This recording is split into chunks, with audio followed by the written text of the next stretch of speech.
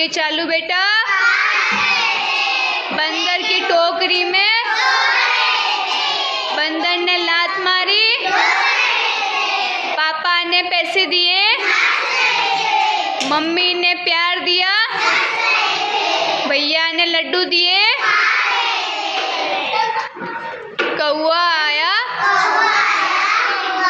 चीन किसी से, एक लोमड़ी उसके मुंह में बोली भैया गीत सुनाकर।